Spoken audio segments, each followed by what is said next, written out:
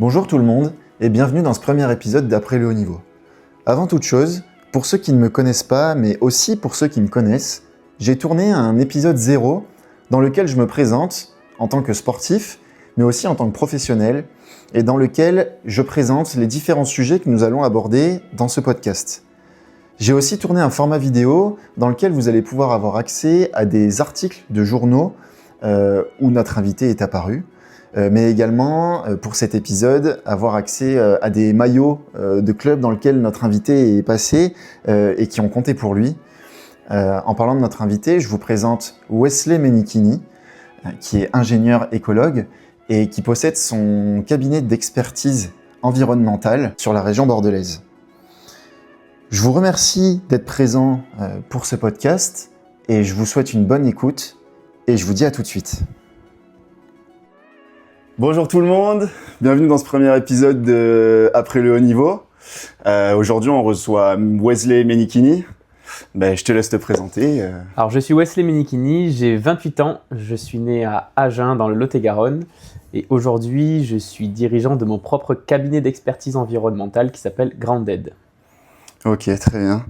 Est-ce qu'aujourd'hui tu as des passions dans la vie, il y a des trucs qui t'animent Alors plein de choses. Alors hormis le sport, je suis un collectionneur fou, donc de cartes à collectionner notamment. Je collectionne aussi tout ce qui est BD, manga, etc. Et donc je suis passionné aussi de jeux vidéo, donc c'est mon monde un peu à moi. Ok. Les cartes, c'est quoi que tu collectionnes? Je collectionne essentiellement des cartes Pokémon. Ok. Donc ouais, c'est très lucratif, ça prend beaucoup de temps et beaucoup d'argent. Ah ouais, ok. T'as des mangas que tu suis en ce moment en particulier là? Je suis pas très manga, on va dire, en termes de... Enfin, si je regarde pas des vidéos ou des séries animées, Ouais. j'aime bien plutôt lire. Ok. Donc, voilà, je refais les Naruto, les Death Note, et ça c'est un peu... Les gros classiques. Voilà, exactement. Ok. Est-ce que tu peux nous parler un petit peu de ton passé de sportif Oui, alors j'ai commencé à jouer au football à l'âge de 4 ans, donc dans la ville dans laquelle j'ai grandi, à Pont-du-Casse. Donc c'est là où j'ai fait mes débuts jusqu'à 13-14 ans. Donc j'ai commencé le foot peut-être un peu comme tout le monde, c'est papa qui voulait que son fils soit au foot, donc j'ai fait du foot et puis je me suis pris au jeu. Très rapidement, que ce soit mes parents ou l'entourage, sentaient que j'avais quelque chose en plus. C'était plutôt dans ma façon d'être déterminé, c'est-à-dire que j'ai jamais eu un talent exceptionnel, j'ai toujours été un travailleur acharné. Donc j'ai changé de club assez rapidement à l'âge de 12-13 ans. Donc je suis allé à l'Entente Boët-Bonencontre, toujours dans le Lot-et-Garonne. Et c'est là que j'ai commencé à faire des essais dans des clubs professionnels par exemple. On a commencé aussi à battre des clubs professionnels dans notre région, même si ça se limite aux Girondins de Bordeaux, pour nous c'était exceptionnel. Il y a même un article de journal qu'on pourra montrer à l'appui. Ensuite j'ai intégré des sections sportives, que ce soit au collège et au lycée, pour m'améliorer, que ce soit dans le football, mais aussi garder un fil rouge sur ma scolarité. En enchaînant sur les sections sportives, j'ai aussi eu l'occasion d'être suivi, que ce soit en sélection départementale Lot-et-Garonne, mais aussi en sélection régionale en Aquitaine. À l'époque, il n'y avait pas la Nouvelle-Aquitaine.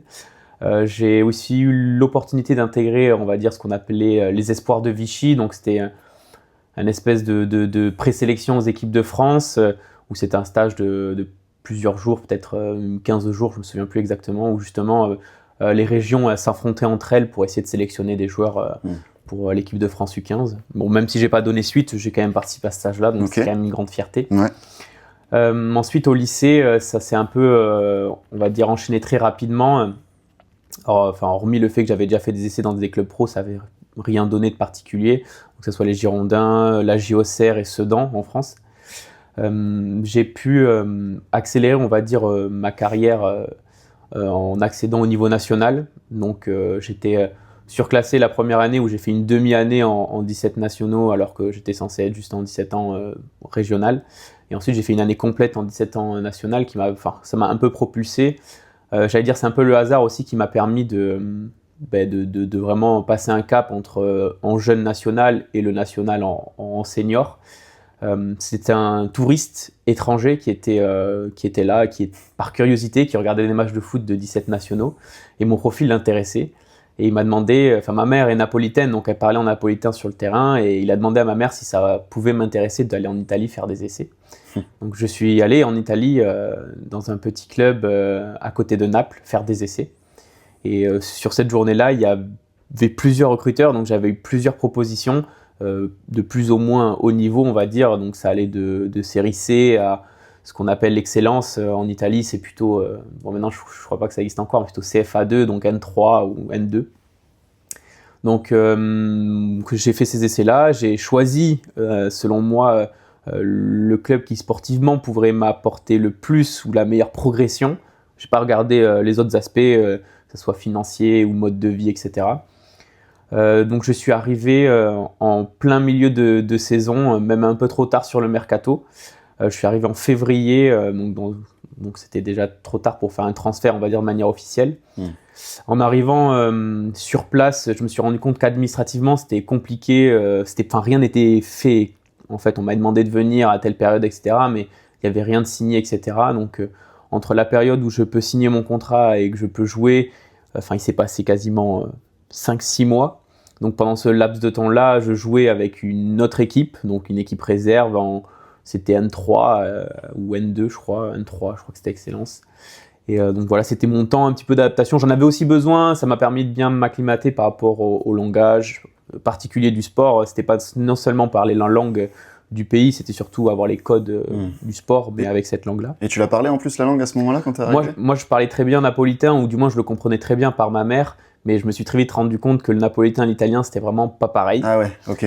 Et ensuite, j'ai joué en Sicile, où ils ont d'autres langages, d'autres dialectes, d'autres codes, en fait. D'autres, un peu toi, c'est vraiment différent. Okay. Et donc, j'ai pu m'imprégner de ça, et aussi de m'imprégner de comment les gars jouaient, la mentalité qu'ils avaient, les coachs sur quoi ils s'appuyaient, et tout ce que j'ai vu là-bas est totalement différent de ce que j'ai connu en France, que ça soit dans le coaching, dans la stratégie, dans la préparation physique, dans la préparation à l'alimentation. Après, je suis passé aussi dans un niveau supérieur, donc il y a aussi ça se prend en compte. Ouais. Donc j'ai pu vraiment officiellement commencer ma saison comme une saison classique avec une préparation l'été et commencer fin d'été avec une saison, on va dire, complète.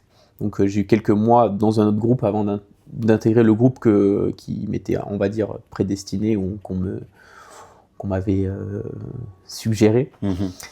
Donc pendant cette période-là, c'est dur de s'intégrer alors que ça soit ma personne parce que j'étais très jeune. J'étais avec des gens qui avaient 10 ans de plus que moi au moins. Ouais. Donc sur le terrain, ça allait parce que quand tu es sur le terrain, en général, quand tu joues au foot, il n'y a pas de problème. C'était plutôt mes problèmes, moi, qui sont venus avec le temps, c'était à l'extérieur. C'était la solitude, l'isolement, etc. J'étais avec des gens qui avaient des centres d'intérêt qui étaient très différents des miens. Et quand tu es dans un autre pays avec une langue que tu ne maîtrises pas, dans un environnement que tu ne connais pas aussi, c'était difficile on va dire, d'être heureux, même si quand j'étais sur le terrain, ça se passait globalement bien. Et j'octroie le côté financier qui, pour moi, ne me rend pas en compte. On peut gagner beaucoup d'argent ou pas, ça n'a pas vraiment d'importance sur l'état mental à un moment donné. Ouais, ok. Hop là, je fais une petite pause. Sur la prochaine séquence, Wesley va par 2 reprises nous dire qu'il s'entraînait 2 fois par semaine. C'est bien sûr une erreur, hein. Il s'entraînait 2 fois par jour. Voilà, allez, on reprend. Donc c'était dur cette période-là, donc de septembre jusqu'à l'été suivant. C'était difficile psychologiquement, mentalement, physiquement aussi, parce que je m'entraînais 2 fois par semaine avec des conditions très rigoureuses, très strictes. Des choses que j'avais pas l'habitude quand on passe de jeunes, 17 ans, 18 ans, dans des clubs amateurs, même si c'est du niveau national en jeune, vers une partie senior. C'était une organisation particulière, des institutions. Enfin, il y avait une pression qui s'installait, mentale et physique, que j'avais pas préparée et que je connaissais pas du tout, quoi. J'allais dans l'inconnu. Donc la saison, c'est plutôt relativement bien passé. J'ai eu du temps de jeu progressif au début de moins en moins, mais après avec l'adaptation j'ai pas mal joué, j'ai marqué, j'ai fait des passes décisives, je me sentais bien, on va dire, sur le terrain. Mais à la fin de la saison, il y a un moment où je me suis posé la question de est-ce que je suis bloqué à mon niveau, à savoir de mon point de vue, c'était pas bon, je ne voyais pas, je me voyais pas progresser plus que ce que je faisais. Et je ne pensais pas pouvoir accéder à des divisions supérieures, je parle de série B ou de série A, pour avoir une progression plus lisse. Quand tu as 18 ans, 19 ans, tu as envie de... Enfin, si tu n'arrives pas très tôt dans ces divisions-là, tu peux stagner toute ta carrière, on va dire en série C ou plus bas en Italie, par exemple, là où j'étais. Mais financièrement, tu gagnes pas assez pour te dire ok, je peux faire carrière et être tranquille quand je termine à 35 et toute ma vie je suis tranquille. Donc il y a cette question-là qui s'est vraiment posée. Est-ce que je m'investis pleinement dans cette direction-là, sachant que peut-être que je ferai pas mieux que ça, et sachant que je peux pas travailler en parallèle parce que ça prend beaucoup de temps. Ça prenait combien de temps par semaine environ? S'entraîner, c'était 2 fois par semaine, c'était du plein temps, tu vois, quasiment. Après, j'avais un petit salaire, entre guillemets, comparé aux personnes qui m'entouraient, qui pouvaient vivre pleinement de cette activité-là largement, qui gagnaient bien 2 ou 3 fois mieux que moi, entre guillemets. Donc, en fait, j'avais cette question-là de me dire, oui, peut-être qu'il faut revaloriser mon contrat, etc. Enfin, il y a toutes ces questions-là qui se sont posées au moment où j'ai réuni l'entraîneur. T'as toujours des docs, des médecins, des trucs comme ça, des préparateurs mentaux qui te permettent de faire le tour de ton état de santé général, quoi. Et ils m'ont proposé à la fin de l'année de rentrer en France, de prendre 2-3 mois pour réfléchir, etc. Et en fait, moi, je suis arrivé à un point où je me suis dit, si vous me laissez rentrer en France, je pense pas que je reviendrai, quoi. Ouais, ok. Et du coup, c'est un peu là que ça s'est terminé. C'était très rapide, en fait, mon voyage en Italie. C'était 2 ans, en gros 2 ans, quoi. Ouais. Sachant que j'ai aussi passé mon bac là-bas, etc. Donc je suivais mes cours à distance. Il y avait un professeur qui venait tous les jours chez moi pour me donner les cours pour que je puisse avoir mon bac, que j'ai quand même eu, que j'ai passé à Rome, que j'ai eu au Radep à Crète, mais que j'ai quand même eu. Donc je me suis posé la question de est-ce que c'est pas mieux de prendre la voie, j'allais dire normale, faire des études, avoir un métier, sachant que j'ai jamais été très bon à l'école, surtout que le foot prenait une part tellement importante dans mon activité que l'école était très négligée, donc j'avais juste ce qu'il faut pour passer à l'étape suivante, en gros, quoi. Ok. Et c'est en retournant en France que je me suis dit ok, dans quoi je suis le moins mauvais, donc en biologie, et je suis rentré à l'université de Bordeaux pour faire une licence de biologie, même si lorsque j'ai rencontré les professeurs à l'université, il y a toujours un entretien d'entrée, en tout cas quand je me suis inscrit, qui m'ont dit défavorable pour continuer. Ok. Mais voilà, j'ai gardé ce côté acharné qui était très caractéristique, que ce soit dans le foot ou dans la vie en général. Ouais. Et je me suis battu et je suis allé de la licence au master en un trait avec entre 12 et 14 de moyenne, sans redoubler, sans rattrapage, etc. Parce que il y a 2 éléments qui sont rentrés en compte, peut-être 3. Il y a le fait que je me suis rendu compte que j'avais besoin de faire des études pour faire quelque chose de ma vie. Il y a un petit peu de maturité aussi qui est rentré en compte. Quand tu es au lycée, tu es un peu moins mature que quand tu arrives à l'université. Et aussi, j'ai découvert aussi l'université qui est pour moi remarquable dans l'enseignement. Je me suis passionné par ce que j'ai appris, donc c'était plus facile d'apprendre des choses, quoi. Ouais. À la suite de l'université, donc j'ai quand même continué à jouer au foot, même en rentrant d'Italie, mais je me suis enlevé cette pression de haut niveau, entre guillemets, en me disant voilà, j'ai pas d'objectif de jouer en national en France, par exemple. Donc le niveau régional m'allait très bien, que ce soit R1, R2 ou R3. J'ai terminé 2 fois, on va dire, ma carrière sportive, même si peut-être qu'un jour je reprendrai à jouer. J'ai arrêté à Villeneuve sur un titre de champion de régional 2. C'était très symbolique et très sympa. J'ai quelques photos qui illustrent même ce dernier match. Ensuite, avec les études qui prenaient trop de place par rapport au foot, je m'entraînais moins, je sentais que j'étais moins... Enfin, c'est pour moi, par rapport à moi-même, j'aime pas être à 100% quand je suis dans le foot. Et de fait, les études prenaient trop de temps, j'ai raté des entraînements et je préférais dire aux collègues que je m'arrêtais là parce que j'avais fait de mes études une priorité. J'ai terminé mes études et à la fin de mes études, j'ai fait des projets de recherche scientifique puisque ça découlait de ma formation.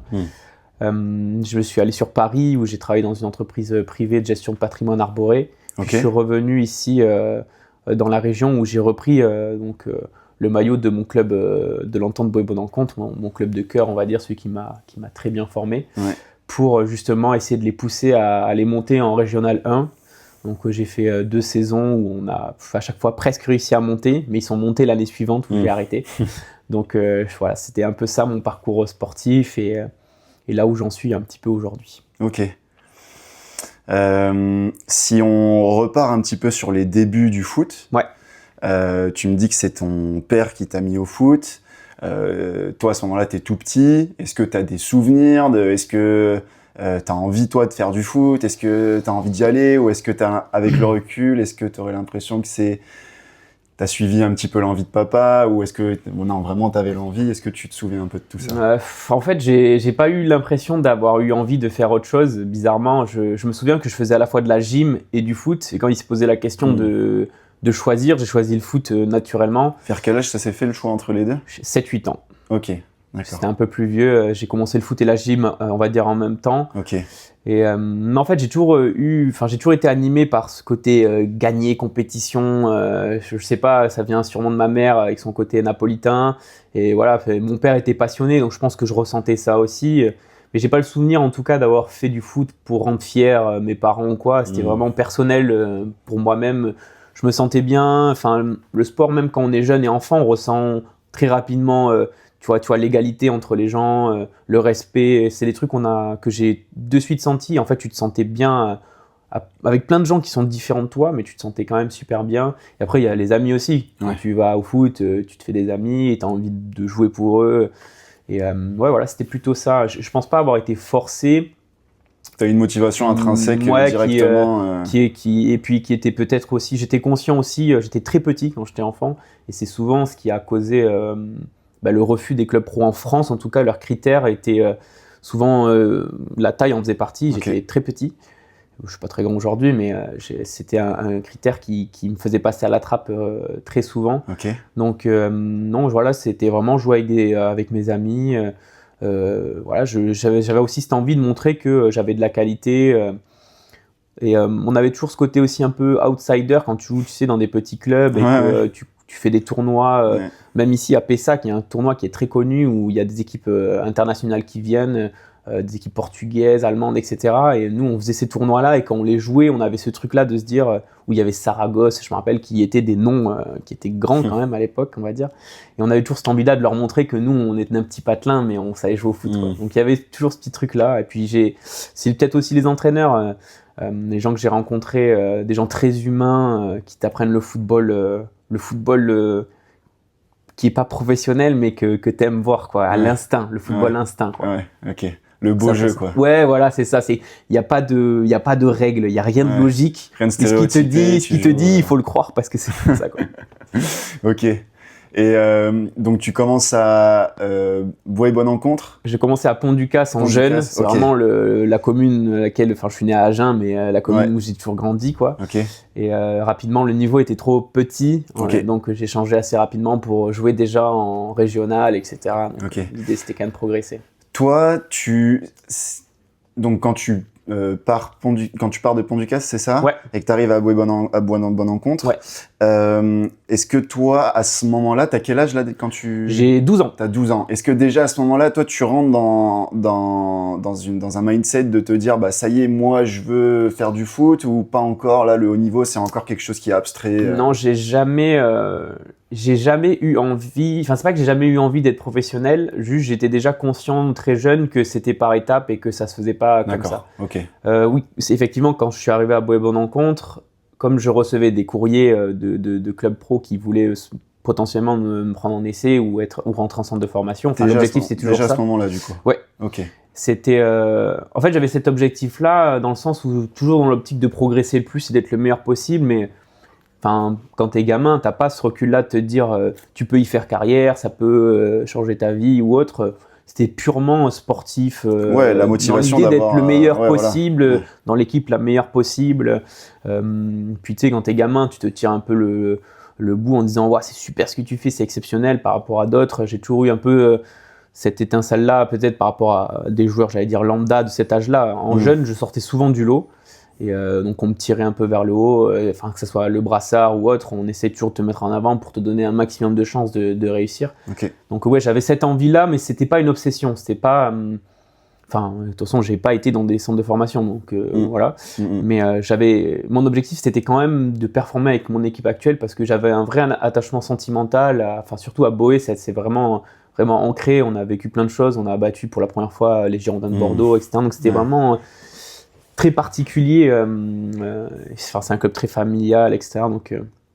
Donc j'ai pas, c'est vraiment 17 ans, quand tu as 17 ans que tu joues en national et que tu vas au FC Nantes et que tu leur mets 2-0, ou que tu vas, j'en sais rien, à Niort, tu leur en mets 4, tu vas à Toulouse, tu leur en mets 2. On a fini 2 saisons d'affilée, meilleur club amateur de France. Et là, tu te dis, ok, les gars, là, il y a un truc. Ouais. Dans ma génération, les gens avec qui j'ai joué en 17 ans, il y a des mecs qui sont partis à Lorient, il y a des mecs qui sont partis à Auxerre. Il y a plein de mecs qui ont joué. Ouais, ils n'ont pas forcément joué en Ligue 1 ou en Ligue 2, mais ils ont joué en national dans ces clubs-là. Okay. Donc, ils ont eu. Il y a quand même plein de joueurs qui ont performé de ma génération-là avec ce pool de joueurs-là. Ouais. Ok. À partir de quel moment, toi, tu te dis, bon, allez. Le haut niveau, peut-être que ça peut le faire. On va essayer quelque chose. Parce que j'ai vu dans les documents que tu m'as passés, j'ai vu un document qui notait tes qualités, où il y avait écrit gros joueur de vitesse, je crois. Donc tu avais déjà des grosses qualités là-dessus. Donc même si physiquement tu parles de ta taille, c'était un handicap, ouais. Malgré tout ça, il y a un moment où tu t'es dit, bon bah c'est peut-être possible. Je me suis dit que c'était peut-être possible, mais pas en France. Ok. J'allais dire que la chance que j'ai eue justement, c'est d'avoir eu ce contact-là. J'allais dire, c'est le hasard qui a fait que j'ai pu partir à l'étranger. Mais quand j'avais 17 ans, 16 ans, je savais que si je voulais performer à haut niveau, les critères français de cette époque-là, ils correspondaient pas avec mes qualités à moi, même si être rapide c'est important, etc. Je savais que le jeu espagnol, par exemple, correspondait plus à ma façon de jouer ou la façon dont je voyais le football et où je pouvais mettre en avant mes qualités. L'Italie, c'était un peu pareil parce qu'ils aiment bien les petits joueurs rapides, etc. Enfin, c'est un peu un mix entre les Français et les Espagnols à cette époque-là. Ça jouait vraiment avec des grands derrière. En Italie, j'ai joué avec des mecs, c'était des Vikings, ils faisaient vraiment peur. Mais dans le cœur du jeu, tu avais toujours 2-3 mecs plutôt rapides, très techniques et ils aimaient bien avoir ça. Il y a des grands joueurs italiens qui n'étaient pas très grands en taille et qui étaient très bons techniques, etc. Donc, je me suis rendu compte de ça sans... Enfin, tu sais, il y a un moment, je sais pas si tu as connu ça, t'as une espèce de plafond de verre où tu es dans ta bulle, où tu as ton quotidien, tu sais que tu joues dans tel club, que tu as telle activité, mais t'as pas de perspective de te dire comment je peux contacter un club italien ou espagnol, comment ils peuvent venir me voir, etc. Donc en fait, moi, j'étais pas résigné, mais je m'étais dit... je pensais suivre la voie classique, à savoir j'allais jouer en national en 17, peut-être en national en 19, et en senior, je jouerais pour mon club en R1 ou en N3 s'il monte. Enfin, pour moi, j'avais une voie... Enfin, tu vois, j'allais dire fidèle dans ça, c'est-à-dire que je suis très reconnaissant pour ce que les clubs m'ont apporté, tous respectivement dans lesquels je suis passé, que ce soit du côté humain avec les éducateurs ou le côté sportif, parce que chacun m'a apporté un truc, que ce soit... définition devant le but, comment te déplacer, comment mieux défendre. Enfin, j'ai appris énormément de trucs avec des coachs différents. Donc j'avais cette optique-là de rester dans cette direction, sachant que même en battant des clubs professionnels, etc., moi, j'étais pas contacté par des clubs pro sur l'année et demie que j'ai été en 17 ans nationaux. Il y a plein d'autres collègues qui ont fait des essais, mais moi, j'en ai pas fait. Donc, ça veut dire que soit je n'étais pas assez bon, soit je ne correspondais pas. Enfin, il y avait forcément une raison. Ouais. Donc, pour moi, quand je suis parti en Italie faire des essais, c'était... déjà, de 1, j'y croyais pas, je pensais que c'était des conneries. De 2, quand je suis arrivé là-bas, j'ai vu le niveau, je me suis dit jamais je serais pris. Et troisièmement, j'ai le regard des coachs qu'ils ont posé sur moi, c'était plutôt un regard à long terme. C'était, on fait le topo des qualités que tu as, mais on veut t'amener dans cette direction-là. C'était déjà plus cadré, plus professionnel, et c'était plus facile de te convaincre, tu voyais vraiment une progression, quoi.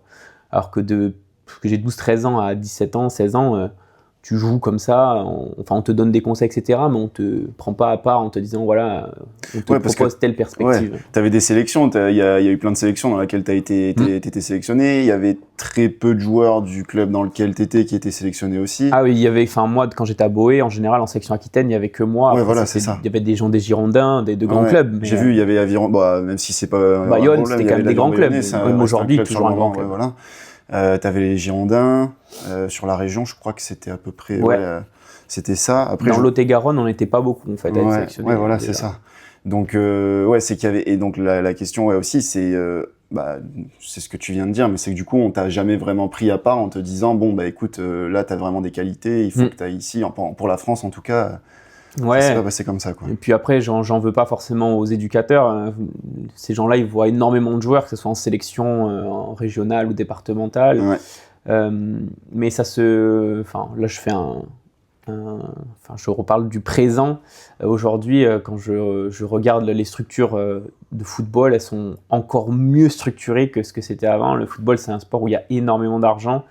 Mais aujourd'hui, c'est plus encadré sur la sélection des joueurs, le suivi des joueurs, que ce soit sportivement ou en termes d'éducation.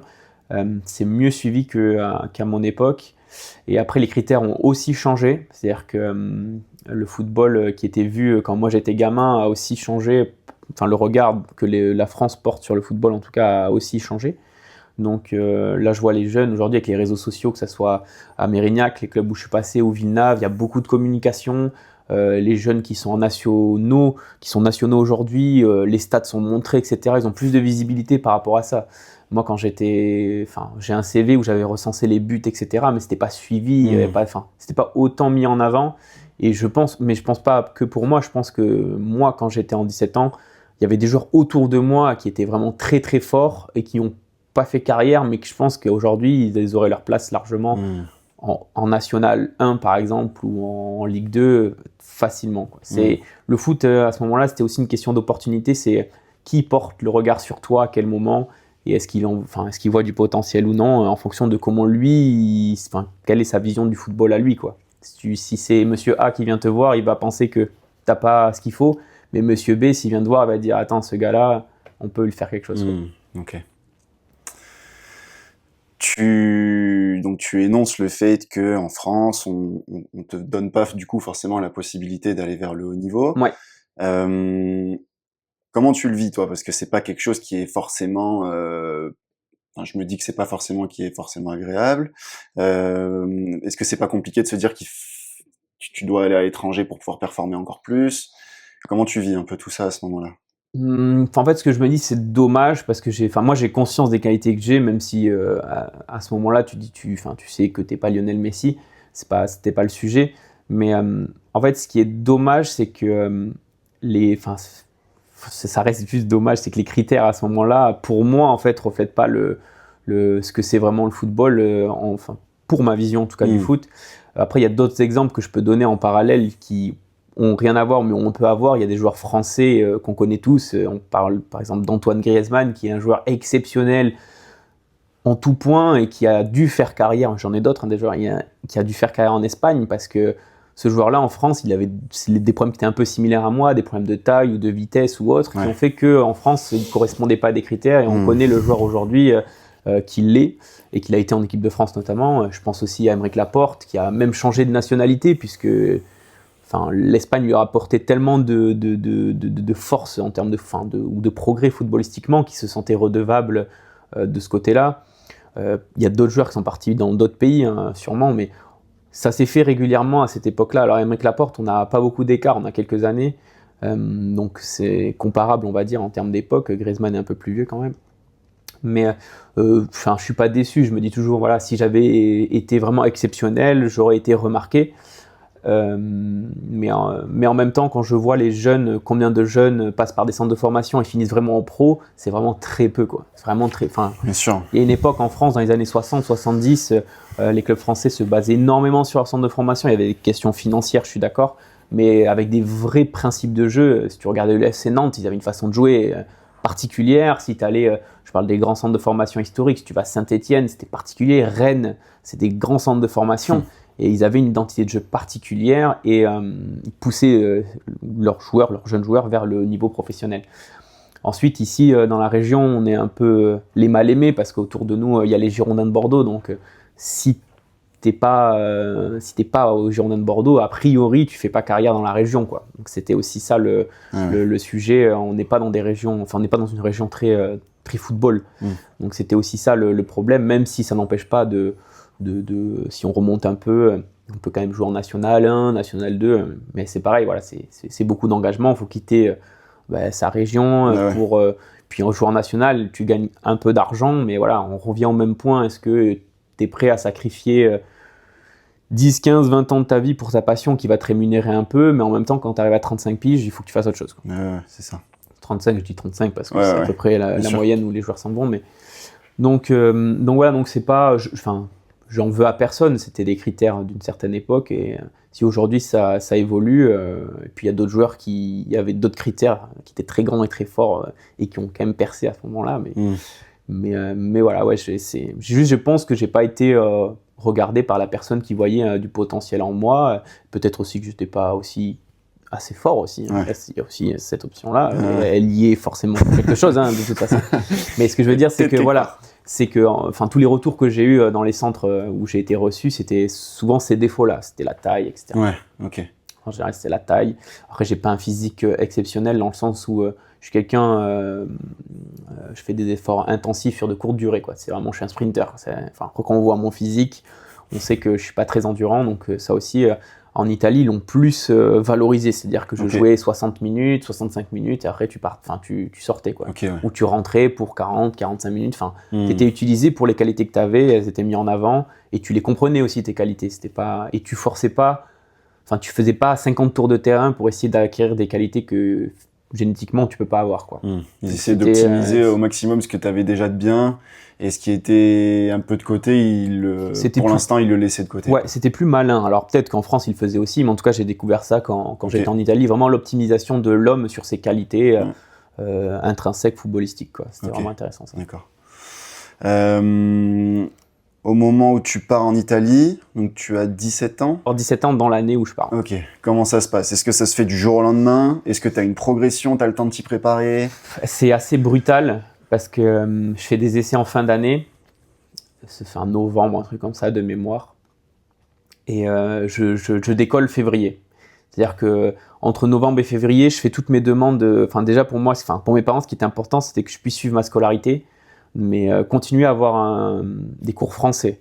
Donc je fais le CNED.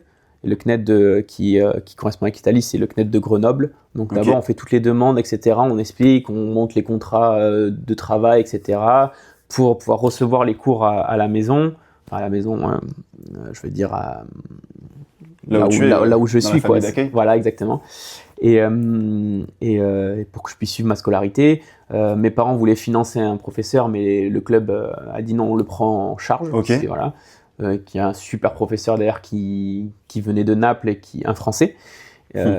Aujourd'hui, il est au Maroc, mais lui, c'est une tête et il prépare des jeunes, en général des Européens ou des Nord-Africains, pour aller à Harvard, des trucs comme ça. Donc, c'était cher, les cours. Mais en tout cas, le tarif, il était salé. Ouais, le tarif était salé, mais en tout cas, j'ai pu avoir mon bac parce que, comme je te disais, l'école, je suivais pas du tout. Au lycée, j'ai forcé mes parents voulaient vraiment que je fasse S, alors que moi, ça m'intéressait pas vraiment. Donc, j'ai poussé. J'avais 9 de moyenne générale, donc c'était pas bon du tout, quoi. Et j'ai quand même mon bac avec 10-18. Mais oui, ça s'est fait quand même de façon brutale, à savoir, il fallait faire toutes ces affaires, etc. Je recevais des documents, mais en même temps, je m'en occupais pas vraiment. J'avais plutôt laissé ça à la charge de mes parents, que tout soit fait. Moi, je voulais juste préparer mes affaires, partir, voir là où j'allais vivre, etc. Alors, c'est vrai que j'en parle là, mais aujourd'hui, ça fait un peu écho au fait pourquoi j'ai arrêté. Aujourd'hui encore, ça fait 10 ans que je suis rentré et je fais toujours des cauchemars. Enfin, je fais des cauchemars, on va appeler ça des cauchemars, où je suis en Italie encore et que dans ma tête, je suis bloqué là-bas, quoi. Ah ouais, ok. Je vois que ça m'a quand même traumatisé, quoi. Ouais. J'en fais de moins en moins dans le temps, mais tu vois, toujours une fois par an, je fais un cauchemar je suis pas bloqué en Sicile, j'ai très bien la vision où je prends le train pour rentrer, et j'ai toujours cette vision-là où j'ai le sentiment que je suis bloqué, quoi. C'est chaud, quoi. Ah ouais, ça m'a, je vois que, là avec le recul j'en rigole, mais je me souviens de l'état où j'étais au moment où je décide de rentrer, c'était difficile, ouais. Ah ouais, ok.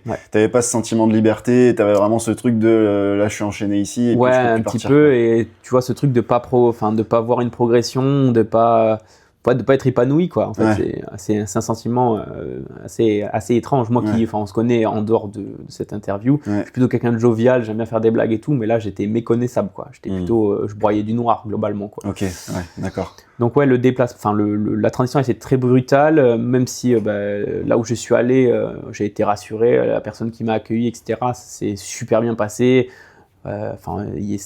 C'était pas ça le problème, c'était d'autres faits, quoi. Qui c'est qui t'a accueilli là-bas? C'est la femme du cousin de ma mère. Ok. Donc je suis arrivé à Naples là-bas. Ensuite j'avais un logement, pour les premiers mois. Ensuite j'ai eu un logement sur place en Sicile où justement, c'était des espèces de dortoirs. Quand t'es mineur, t'as des espèces de dortoirs comme ça, avec en bas tu as de la restauration, donc en gros ils te font à manger matin, midi et soir si tu veux quoi. Et donc tu descends pour prendre ton repas, etc. Enfin c'est une espèce d'internat géant. Après t'as le bus qui vient te chercher pour aller à l'entraînement, t'as la plage à 300 mètres devant toi, Ouais. mais voilà, après tu vois mes journées c'était ça, c'était entraînement, jouer à la play, réviser, enfin tu vois c'était... Peu de vie sociale. Plus de vie sociale parce que je suis étranger, donc je parle pas trop bien la langue et tout. Donc les jeunes qui étaient avec moi dans le dortoir, ça se passait bien, mais c'était globalement, on s'ignorait, tu vois. Enfin, Ouais. tu vas dans ta chambre, tu fais ton truc. Enfin, c'était. Puis après, moi, j'étais avec les grands et eux, ils jouaient avec les gens de leur âge. Donc bon, j'ai jamais eu de problème. On n'a pas eu, enfin, jamais été agressé ou quoi, mais juste, j'avais pas de relation sociale avec ces gens-là. Et avec les plus grands, ils m'ont amené 2-3 fois dans des sorties un peu olé olé, quoi. Dans des casinos, dans des bars où les filles dansent, voilà. Ouais. Et c'était marrant sur le coup, mais bon voilà, je peux pas. Enfin, c'est des gens qui ont des enfants, etc. Donc ils ont une autre vie que moi, donc j'ai fait 2-3 trucs intéressants, mais pas assez pour être épanoui globalement, quoi. Ouais. Alors, tu nous as parlé qu'il y avait de la solitude, de l'isolement. Ouais. Est-ce que tu peux nous en dire un petit peu plus? Vous avez vu, j'ai un pull, il fait un peu froid. J'ai rajouté le petit pull quand même, je commençais à frissonner un peu là. Oui, je peux en parler, mais c'est de l'isolement, j'allais dire malgré moi et malgré les autres. C'est-à-dire que je suis dans un pays que je connais pas, avec une culture que je connais peu finalement, même si à travers ma mère, j'ai un aperçu, c'est quand même pas les mêmes codes quand on est sur place. Je suis avec des gens de mon âge, mais avec qui on n'échange pas. Ma solitude, c'était, ça se réduit à aller m'entraîner, faire mes cours et rentrer chez moi dormir et jouer à la play et voilà en fait. Et moi qui suis plutôt quelqu'un, je suis plutôt quelqu'un de casanier, j'aime bien rester chez moi, j'aime bien faire mes trucs, mais j'ai un côté très sociable où à table j'aime bien parler, j'aime bien échanger, j'aime bien rire, etc. Et en fait ça je retrouvais pas parce que là-bas la langue c'était aussi quelque chose de fort quoi. Tu peux pas faire des blagues aussi précises avec ta langue maternelle quoi évidemment. Puis voilà, j'aime bien faire des blagues. Ouais, puis t'es un blagueur, ça te définit un peu quand même. Voilà, donc j'aime bien faire des trucs très subtils et en même temps, il y a, au-delà de cette solitude qu'on peut ressentir, il y a la pression de réussir et pas réussir, parce que mine de rien, quand je suis parti en Italie, t'as tous tes copains qui sont restés en France, qui t'ont dit, c'est pas vraiment tes copains, t'as la moitié ou plus de la moitié qui vont te dire que tu vas te ramasser, que tu vas pas réussir, donc t'as aussi ce poids-là. Et t'en as une poignée qui croit en toi et que tu veux pas décevoir. Donc en fait, dans tous les cas, ça t'apporte un truc un peu négatif, quoi. Donc il y a aussi cette pression-là de réussir sur place. Il y a la pression aussi d'avoir mon diplôme, le baccalauréat, quoi. C'était quand même important. Toi, tu le vis comme une pression négative? Ouais, largement, ouais. Ok. C'était et en fait, c'est de l'arrivée, de mon arrivée en Italie. C'était une euphorie positive les premiers jours, mais c'est très vite devenu un poids négatif, Okay. quelque chose ou une chance que tu peux pas gâcher ou quelque chose comme ça.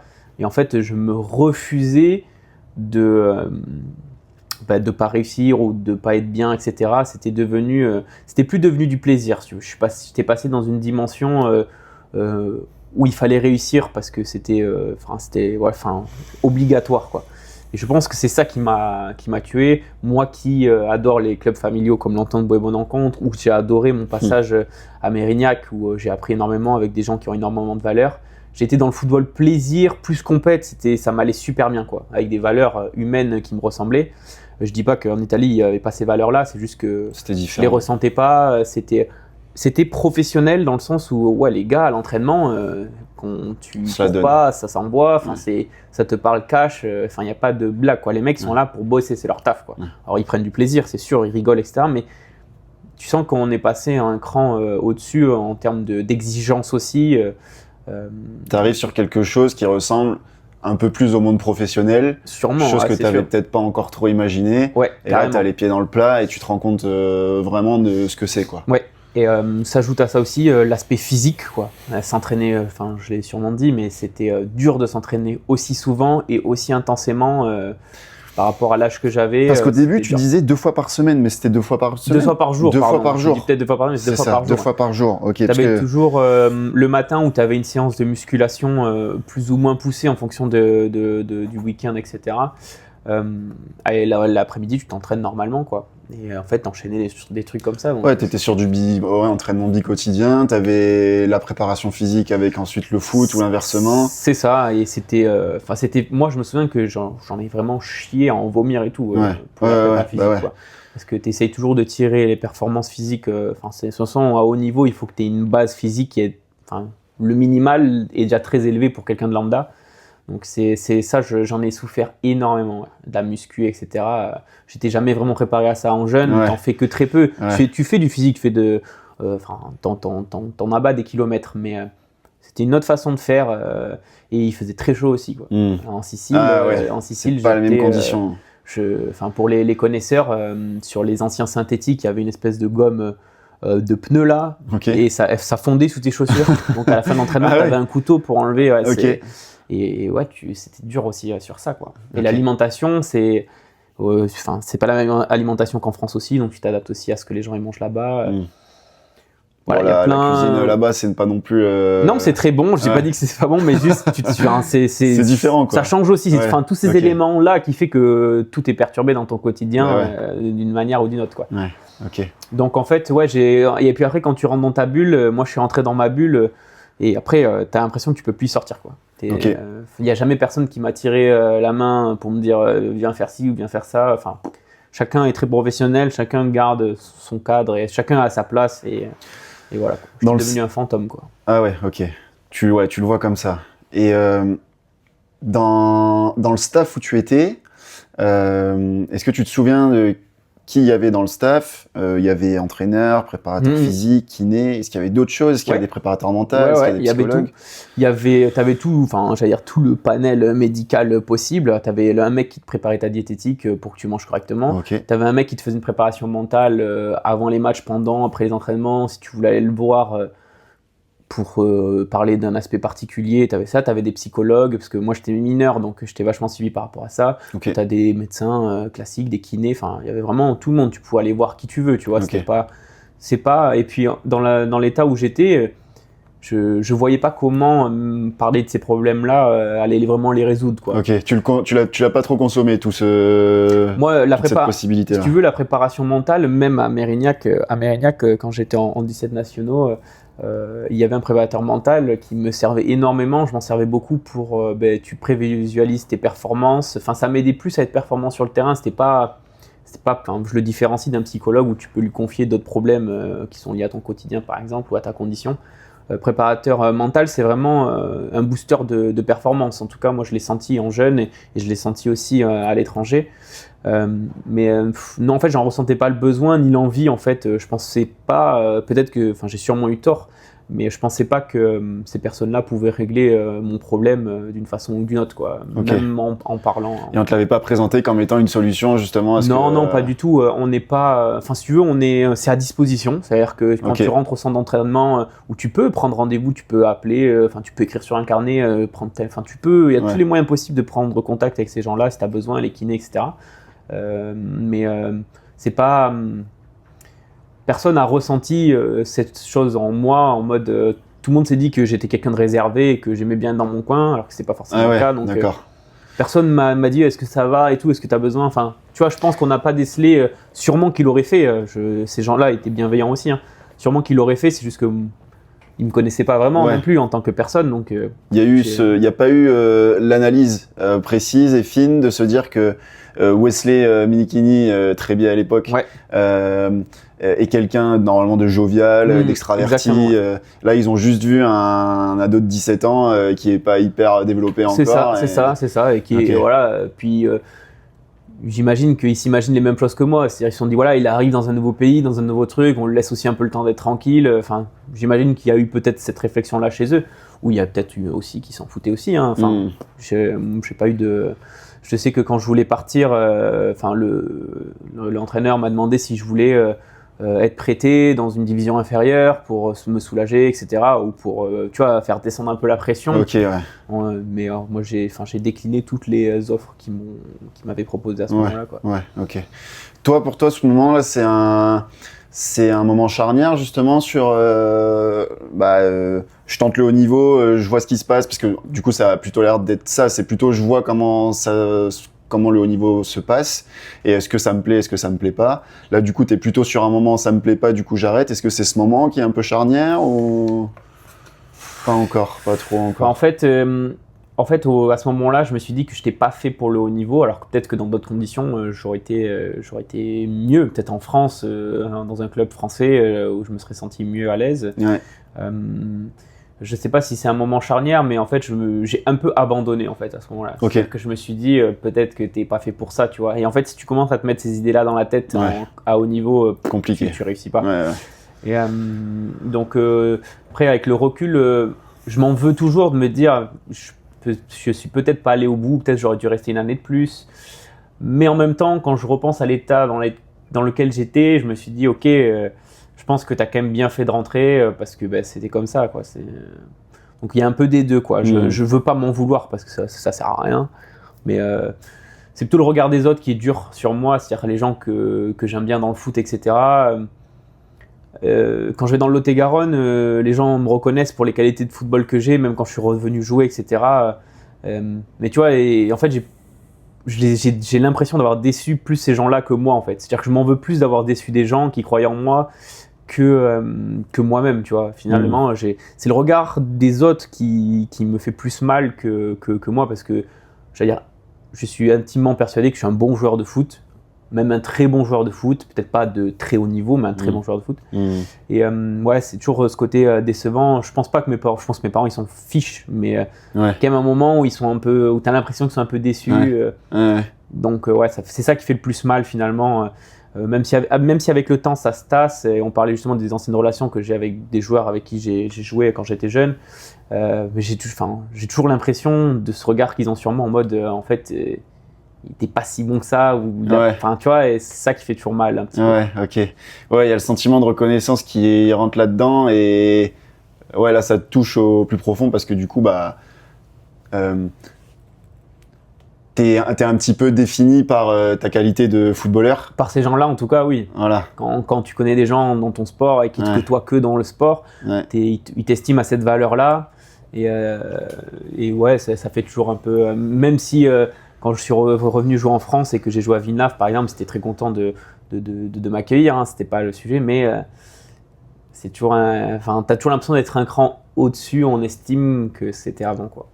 D'avoir reculé, en fait. Ok. D'accord. Et tu me parles que sur cette période, du coup, tu arrives sur une fin de progression, que tu n'as plus envie de t'investir. Est-ce qu'on est vraiment sur une fin de progression dans le sens où ça y est, la marge de progression, elle est atteinte et tu peux plus aller au-delà? Ou est-ce qu'il y a quand même du contexte qui fait que tu commences à stagner, tu n'arrives pas à aller plus loin? Comment tu te le... Moi, je pense pas que... Je pense que j'aurais pu, après l'Italie, progresser, ou même en Italie, progresser encore plus en termes footballistiques. Mais il me fallait... moi, je suis quelqu'un qui marche beaucoup à l'affectif, que ce soit dans mes relations avec mes entraîneurs ou avec mes coéquipiers. Et je pense que si je perds cette relation-là, je perds plein de choses. Mais après, quand je suis revenu en France, il y a eu un déclic dans ma tête où je voulais plus faire de sacrifices sur la nourriture, par exemple. Donc, quand je suis revenu jouer dans des clubs, en Italie, en pleine bourre, je faisais 58 kilos. Je fais toujours la même taille, 1m68. Je fais toujours 1m68, mais là, je fais 70 kilos, par exemple. Ah ouais, ok. Donc, je suis normal, entre guillemets, mais bon, pour un sportif, c'est trop lourd, quoi. Ouais. Et je les vois que mes performances sur le terrain sont plus dures. Tu cours pour le gabarit vite. que tu as, en tout cas. Pour le gabarit que tu as. Tu cours moins vite, tu es moins endurant. Donc, tout ça, ça se joue. Et donc, en fait, j'ai senti que je déclinais dans ce sens-là parce que je n'arrivais plus à me mettre... l'exigence que j'ai connue de 12-13 ans jusqu'à 17-18 ans, c'était des sacrifices importants que tu mesures qu'après, finalement, mais... une fois que tu es passé de l'autre côté psychologiquement en mode je ne veux plus faire ces sacrifices. Je dis pas que je mange fast-food tous les jours, mais je suis passé sur une alimentation normale. À un moment tu te fais kiffer, tu culpabilises pas de manger quelque chose. C'est ça, et voilà, donc tu prends du poids un peu, et donc c'était plus dur aussi à l'entraînement, et et du coup... Et encore, on reparle du regard que tu poses sur toi ou que les gens posent sur toi. Après, moi, j'ai du mal à me dire, quand je signe un truc dans un club, même si c'est en régional 1, 2, 3, peu importe la division, district, je m'en fiche, peu importe, je me vois pas être investi à 100% et pleinement dans mes capacités. Pour moi, en tant qu'ancien compétiteur, ou compétiteur toujours, on va dire, mais je peux pas faire ça. Donc c'est un peu compliqué. Donc je pense que j'aurais pu progresser encore en France si j'avais j'avais gardé un mental, on va dire, intact. Je pense qu'aujourd'hui, j'aurais pu jouer en Régional 1, peut-être en N3, si j'avais continué à garder des entraînements intensifs, une bonne alimentation, une bonne hygiène de vie. Mais je pense pas, et j'ai peut-être tort, mais c'est ce qui m'a bloqué en Italie. Et c'est pour ça que aussi, c'est un des éléments qui fait que j'ai arrêté, c'est que peut-être pas plus que ça, quoi. Donc, est-ce que ça vaut le coup de s'investir autant les entraînements, même en France, quand je suis revenu et que c'était en régional, c'est le soir de 19 à 22, 3 ou 4 fois par semaine, plus le week-end, donc ça te prend aussi beaucoup de temps sur ta vie perso. Donc est-ce que il y a des gens, ils sont passionnés comme ça, et aujourd'hui ils ont mon âge, ils jouent encore, et heureusement. Mais moi en fait je suis passé par beaucoup trop d'investissements par rapport aux résultats que j'attendais peut-être, ou peut-être qu'ils allaient arriver, mais j'étais impatient. Et après voilà, je me suis dit, j'ai plus envie de faire autant de sacrifices pour peu de résultats. Pour moi c'était... Je voulais aller au top niveau ou alors être tranquille, quoi. Si c'est pour jouer, pas d'entre-deux. Je respecte les gens qui jouent en national, ils sont super forts et tout, mais l'entre-deux, moi, m'intéressait pas. Je préfère soit faire du foot compète, mais en basse division, où t'as moins de pression psychologique, physique, etc. Ou alors, tant qu'à faire, t'exploses le haut niveau, et là, dans ta vie, tout est carré pour que tu réussisses, quoi. Donc, je suis sorti de cet entre-deux-là. Je me suis dit que j'allais faire du foot loisir, même si je reste compétiteur dans ma tête, mais toujours investi dans ma détermination, etc. Ok. Mais je sais pas, oui, peut-être que j'aurais pu progresser encore. Quand tu as 17 ans, 18 ans, tu as encore un potentiel qui est pas... Là, aujourd'hui, on le voit avec les joueurs modernes, les mecs, ils sont super bons à partir de 24, 25 ans, c'est là qu'ils sont vraiment très très bons. Avant, on disait que c'était 18 ans, je pense que c'était une erreur. Aujourd'hui, on est plus sur 25 ans. Les joueurs, en général, quand ils ont 25 ans, sont vraiment ils sont au plein potentiel. Même 30 ans, parfois, là, il y a des joueurs, ils arrivent à 28, 29, ils sont vraiment excellents, quoi. Ouais, t'es à 26, 27 ans, t'es sur la fleur de l'âge, quoi. Ouais, voilà, c'est ça. Mais les joueurs de très haut niveau, maintenant, je compare pas Mbappé, etc., qui était déjà excellent jeune, mais quand on voit maintenant l'âge qu'il a, par rapport à l'expérience et comment il pense, comment il parle, comment il joue, c'est quand même bien mieux que quand il en avait 18. Voilà. Ok. Du coup, cette fin d'expérience là de haut niveau, toi, elle est vécue. Comment est-ce qu'elle est vécue? C'est compliqué? C'est plutôt facile? C'est plutôt un échec. C'est un échec global, quoi, dans le sens où t'as passé plusieurs années à te dire que tu pouvais le faire et que tu avais envie de le faire. Quand tu commençais, comme je te disais, à l'entendre de bon en compte, quand je commençais à être vu par des clubs professionnels, tu commençais à y croire, etc. Donc ouais, c'était un échec global d'un investissement important, quoi. Donc c'était aussi ça le retour de bâton qui était dur et qui a fait aussi en France, j'ai eu un déclic où je me suis dit que je voulais pas être en demi-mesure, quoi. J'étais plus capable psychologiquement d'être à fond sur un projet de haut niveau, on va dire. Ok, d'accord. T'as un accompagnement quand tu rentres en France? Non, jamais. Que ce soit en Italie ou en France, j'étais, on va dire, livré à moi-même. Je me suis fait moi-même ma psychologie. J'ai fait moi-même le deuil de cette micro-carrière ou de tout ce que j'ai fait dans le foot, même si c'est pour moi super bien, mais pour d'autres, c'est pas beaucoup. J'ai fait moi-même mon propre deuil. J'ai moi-même, à l'université, pris les directions que je souhaitais prendre pour mes études, etc. Donc non, jusqu'à présent, j'avais jamais parlé autant en profondeur de ce sujet-là qu'on l'aborde aujourd'hui. Je m'étais fait moi-même mes raisons dans ma tête, je me faisais moi-même mon discours, je me faisais moi-même mes excuses. T'essayes de te rassurer comme tu peux, puis plus le temps passe et plus t'arrives à pas oublier, mais à comprendre ce que tu as fait à ce moment-là, pourquoi tu l'as fait, et à te pardonner, j'ai envie de dire, parce que c'est quasiment ça, parce que tu peux toujours t'en vouloir en disant je suis pas allé au bout, j'aurais dû faire ci ou j'aurais dû faire ça, mais avec le temps qui passe et aussi les perspectives professionnelles que j'ai aujourd'hui font que c'était pas un mauvais choix, c'était une bonne expérience, et puis tu relativises aussi, tu te dis qu'il n'y a pas tout le monde qui réussit à haut niveau aussi, ça faut le préciser, que ce soit le chemin que j'ai pris, à savoir le chemin pas traditionnel. Pour moi, le chemin traditionnel, tu rentres en centre de formation en jeune, t'es super bon, t'es valorisé, tu arrives à signer même en Ligue 2, en National, peu importe, même si tu vas pas en Ligue 1. Ouais. Moi j'ai une voix, la voix du guerrier, hein, celui qui trace et qui est toujours en club amateur jusqu'à 18 ans et peut-être qu'il peut signer dans un club, on sait pas. J'ai pris cette voie-là, et que beaucoup prennent d'ailleurs, hein, et que souvent même ces jeunes-là sont meilleurs que ceux qui étaient en centre toute leur jeunesse. Ouais. Donc voilà, non, avec l'âge, je pardonne l'ancien moi. Ouais, ok. C'est beau, c'est très beau cette phrase. Du coup, tu as réussi à avoir un recul sur toute cette situation, tu as réussi à faire ça un peu tout seul.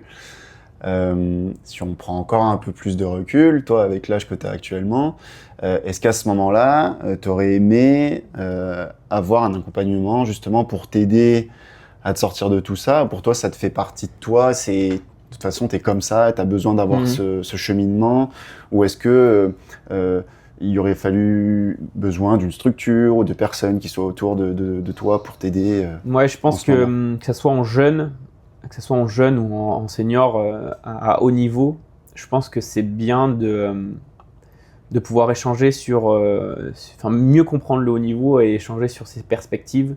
En fait, j'ai l'impression, mais moi, ma génération, si les joueurs ont percé, en fait, on te mettait à un endroit, on te jetait un peu comme ça, et bonne chance, quoi. Si ça réussit, tant mieux. Si c'est un échec, c'est pas grave. Je pense qu'aujourd'hui, je le disais, hein, les centres de formation, font beaucoup plus attention à ça pour pas perdre justement des jeunes joueurs de qualité. Plus prendre en compte l'aspect psychologique, parce qu'il faut pas savoir, il faut savoir que quand tu es jeune comme ça, tu te rends pas forcément compte de l'investissement, et je m'en suis rendu compte en Italie par exemple. Quand tu sors du cadre de c'est un jeu, je suis avec mes copains et ça devient mon travail, et voilà, c'est sérieux, il y a quand même une différence. Donc je pense que c'est important de suivre les joueurs, on va dire mentalement, psychologiquement, pour s'assurer que tout va bien dans leur microcosme, on va dire, parce qu'il faut optimiser leur performance. Les clubs, ils ont tout intérêt parce qu'ils investissent aussi de l'argent sur ces gens, à s'assurer qu'on est sur leur plein potentiel, quoi. Et c'est vrai qu'on est à une époque où tout est pris en compte, la nutrition est bien plus pris en compte qu'avant, l'aspect mental est bien plus pris en compte qu'avant, et ça joue énormément sur les performances des joueurs. Et il y a plein de joueurs professionnels qu'on peut citer qui ont eu des problèmes de comportement ou des problèmes psychologiques qui ont fait qu'ils n'ont pas fait carrière. Ou je ne veux pas citer de joueurs, je ne veux pas me mettre des gens à dos, mais moi je pense à Aten Ben Arfa par exemple, qui est un joueur exceptionnel intrinsèquement en termes de qualité, mais qui, à mon sens, n'a pas fait une grande carrière par rapport aux qualités qu'il avait, parce que je pense que ces joueurs-là, ils ne sont pas accompagnés sur leur façon d'être, de recevoir les choses, de comprendre le monde dans lequel ils évoluent, professionnel, etc. On peut dire que ces gens-là, quand tu as 14, 15 ans, 16, 17, 18, tu signes dans un club professionnel, tu rentres dans le monde du travail en connaissant rien de ce que c'est que le monde du travail, et qui plus est dans un sport qui a des codes particuliers. On n'est pas en entreprise classique, si ça existe, des entreprises classiques, mais en tout cas, voilà, je pense que oui, ça peut forcément servir, et puis après, encore plus servir, parce que ces jeunes-là, en général, j'habite à Bordeaux, quand je suis en centre de formation, si je vais à Auxerre, à Paris, à Lille ou ailleurs, je quitte quand même ma famille, mes parents, etc. Et on sous-estime trop cet impact psychologique que ça peut avoir sur les enfants. Déjà, moi, au collège, j'étais à l'internat, j'étais à 30 minutes de chez mes parents, pardon, on fera une coupure. Mais c'était déjà dur de rester la semaine. Après, tu t'y habitues, mais c'était quand même dur de rester la semaine, de rentrer que le week-end. Et après, bon, tu t'y habitues, mais c'est un rythme. C'est quand même, c'est quand même une étape. Moi, je me souviens qu'au collège, c'était une étape. Au lycée Fernand Daguin, c'était autre chose, parce que j'avais l'appartement avec ma sœur, donc c'était un autre aspect psychologique. Mais c'est quand même des étapes humaines qu'on ne doit pas rater si on veut que le sportif soit de haut niveau, et si on ne veut pas l'abîmer dans sa vie professionnelle future. Parce que souvent, il y a peut-être d'autres enfants ou d'autres adultes comme moi qui ont eu ces parcours-là un peu, qui cabossent un peu, et qui ont du mal à revenir sur la voie, on va dire, classique pour faire des études ou pour travailler, etc. Parce que ils n'ont pas les codes, ou parce qu'ils n'ont pas été accompagnés, on va dire, comme il faut. Donc je pense aussi que c'est important, et je pense aussi que c'est dans la responsabilité des structures sportives professionnelles de s'assurer que ces jeunes-là, ils ne soient pas trop cabossés quand ils sortent de leur circuit à eux, quoi. Je pense que ça, c'est important, ça. Complètement. Ok. Donc ça va assez vite. Tu rentres en France. Tu t'arrives en licence du coup. Ouais. Est-ce que ce moment c'est un peu une renaissance ou pas encore? Pas encore. Ok. Pas encore. Je dirais qu'au début c'est très timide. Je pense que ma réussite scolaire, même si elle est petite, pour moi ça a été ma revanche sur mon côté sportif. C'est-à-dire que je me suis dit que je pouvais faire des études de haut niveau. Je considère que les études que j'ai réalisées, mon bac plus 5 en écologie, en environnement, avec une spécialité de recherche, c'est du haut niveau et c'est un peu ma revanche sur ma carrière sportive, quoi. Enfin, peu importe, peut-être que si j'avais fait autre chose, ça aurait été aussi la même ressenti. J'aurais pu faire un métier, peut-être un cursus rapide, même un bac plus 2, mais ça aurait peut-être aussi eu le même goût. L'idée pour moi, c'était, je me suis rassuré sur en fait les compétences que je pouvais avoir extra-sportives. Et ouais, c'est une espèce de revanche que j'ai pu me faire moi-même finalement, parce que les études, c'est toi contre toi-même. Si t'as pas tes diplômes, ben, tant pis pour toi. Il y a personne derrière toi qui te dira que c'était bien ou pas. Enfin, voilà. Personne ne juge ça comparé aux sportifs où t'es entouré de gens qui te jugent en permanence. Là, les études, c'était vraiment moi face à moi-même et me dire que j'étais capable de réussir, alors que précédemment j'étais mauvais à l'école aussi, donc il y avait aussi ce truc là de me dire que j'ai pu, et de moi-même, c'est-à-dire qu'il n'y avait que moi devant mes cours à la BU, en train de réviser mes cours, échanger avec des copains pour voir s'ils pouvaient m'expliquer des concepts que j'avais pas compris, lire des bouquins, voilà, c'était aussi, j'ai plutôt pris ça comme une revanche finalement. Ouais. Ok. Et tu t'es du coup orienté vers la bio, ouais.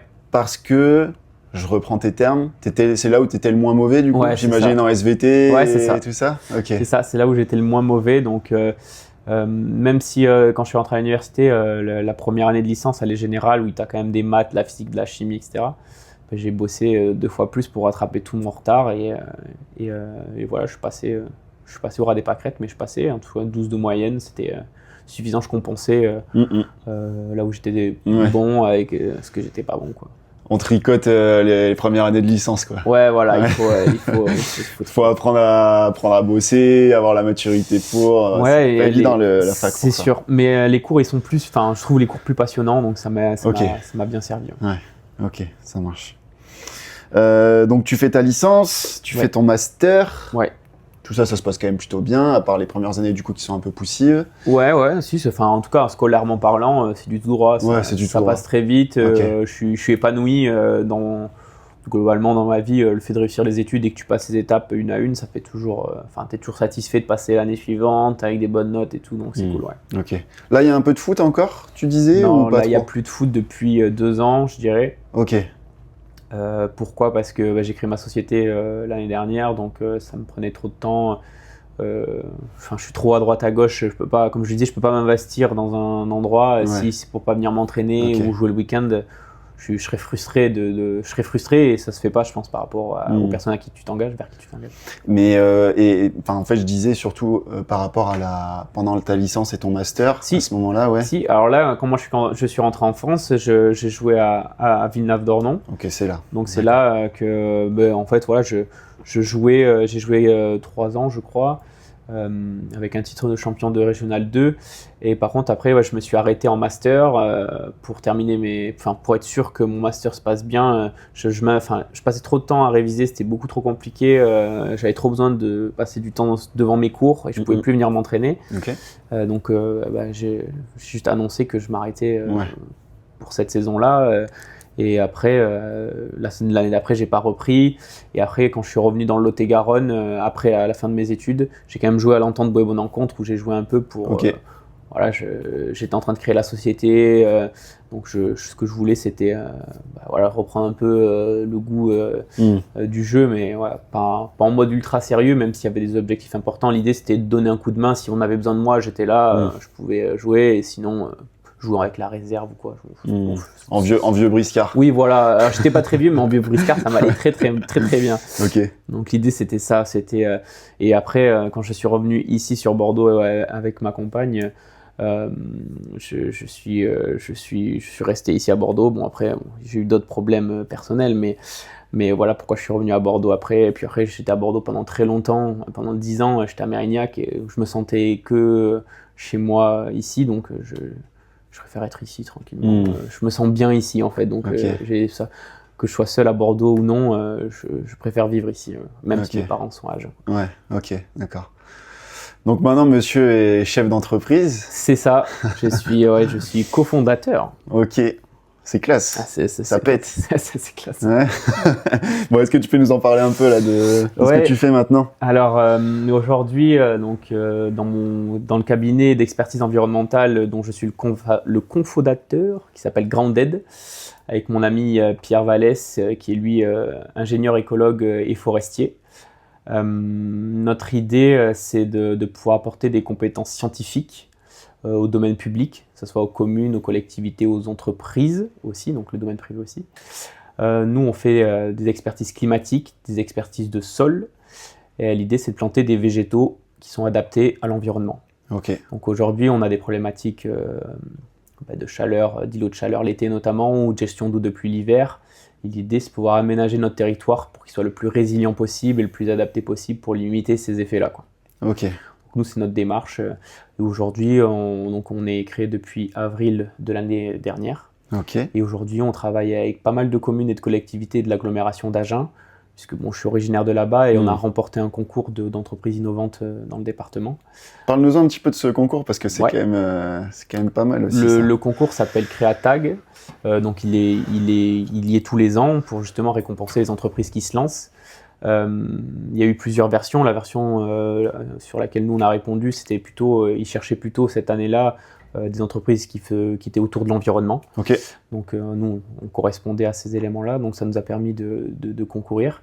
Donc l'idée, c'est de présenter ces idées, qu'est-ce qu'on veut faire dans notre entreprise. Et après, bon, devant toi, tu as des élus de l'agglomération, des personnes qui vont t'accompagner, des coachs en gestion d'entreprise, développement d'entreprise.